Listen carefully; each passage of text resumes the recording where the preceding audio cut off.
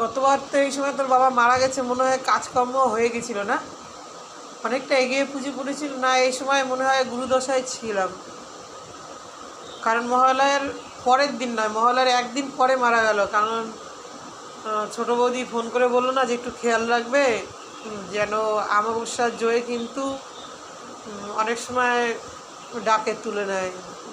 তো আমাকে বলেই দিয়েছিল। সময় বাজারে গেলাম 2 টাকা দিয়ে 2 আটি লাউ শাক আনলাম, না 1 আটি, আমার সঠিক মনে নেই, হয় 4 টাকা দিয়ে 2 আটি এনেছি, না তো 2 টাকা দিয়ে 1 আটি। আলু দিয়ে বেশি করে সেই রানলাম আর মুসুরির ডাল করলাম।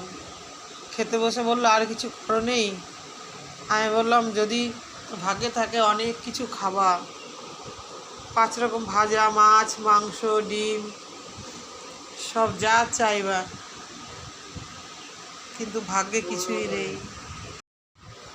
পাশের ঘরে মা ছেলেকে রান্না করে সেদিন ভালো মন্দ খাওয়ায়, আর মেজো ছেলের বউ ওই নবমীর দিনকে তখন 10 টাকা 21 কি 22-এর ঘটনা, এরকম খেয়েছি বা এরকমই খেতাম।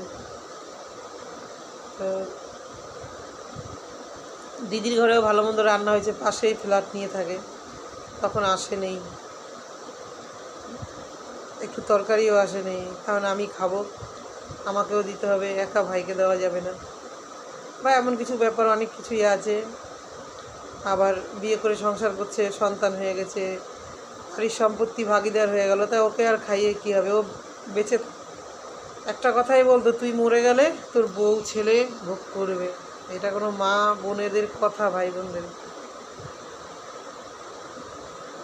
আমি তো ক্যামেরার সামনে কাঁদি না, কান্না পেলেও চেপে দিই, ক্যামেরার আড়ালে কাঁদি।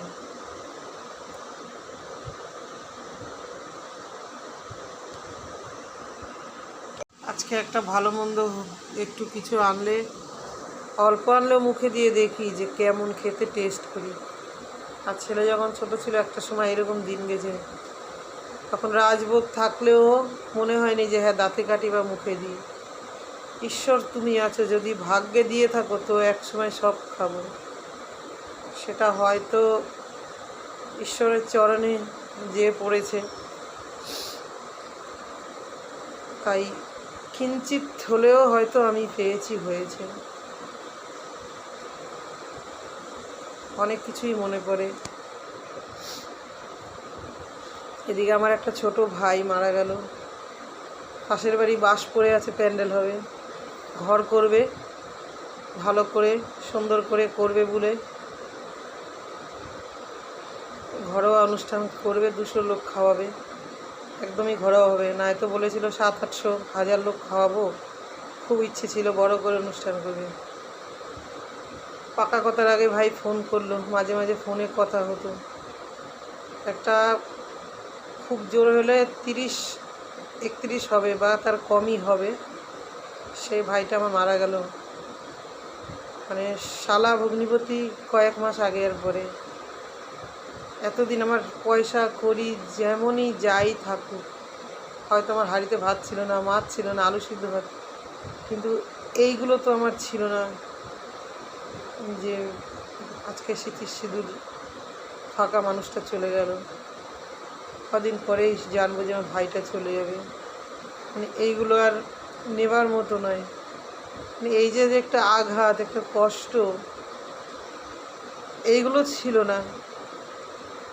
যেমনই পরতাম, হয়তো ছেঁড়া নাইটি পরতাম, পুরানো শাড়ি পরে এদিক ওদিক বেরোতাম, কেউ পরতো 1000 টাকা, আমি পরতাম হয়তো 200 টাকার, কিন্তু তাই আমার শান্তি ছিল।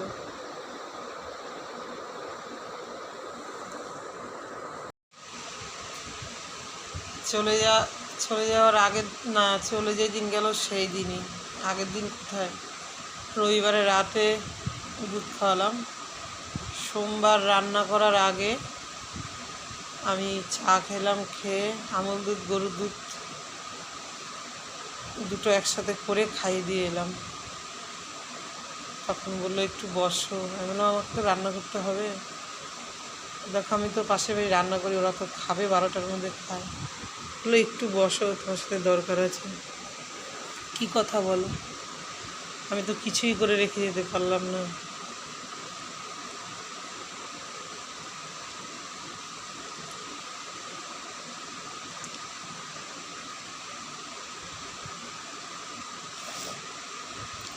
দুটো ঘর তো করেছিলাম, তাতে তোমারও অবদান আছে আমার চেয়ে বেশি। তো ওই দুটো তুমি ভাড়া দিয়ে খাবে, আর একটা ঘরে ছেলে থাকবে, একটা ঘরে তুমি থাকবে। আর কয়টা বছর, হয়তো আর 3 বছর ছেলের পড়াশোনা বাকি আছে, করে কত কিছু না কিছু একটা করবে, তোমার তো তাইতে ভালোভাবেই চলে যাবে।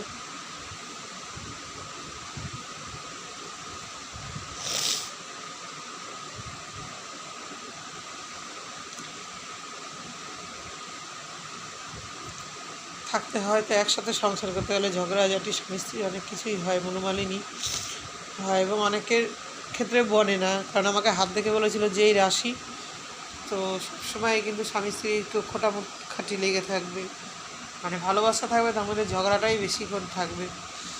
তো ঠিক তাই সেটাই হতো। তো তারও যখন একটা প্রয়োজনীয় ভালো জিনিস, ভালো একটা কথা কিছু, সে এসে ডাক, কই গো শুনছো, এটাই হবে। আমিও নিজেও তাই বলতাম, দুজনকে ছাড়া হবে না, এটা তো বাস্তব। কারণ সন্তান আমাদের দুজনেরই, আমি ভালো করলেও সন্তানের ভালো হবে, তার বাবা ভালো করলেও সন্তানের ভালো হবে।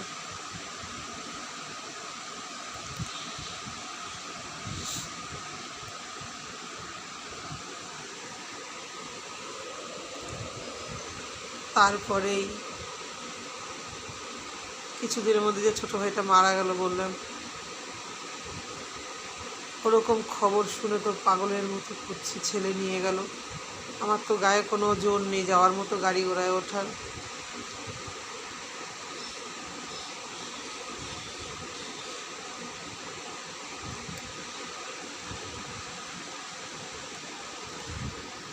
কিছুই আর বলার নাই, সেগুলো আর বলতে পারছি না।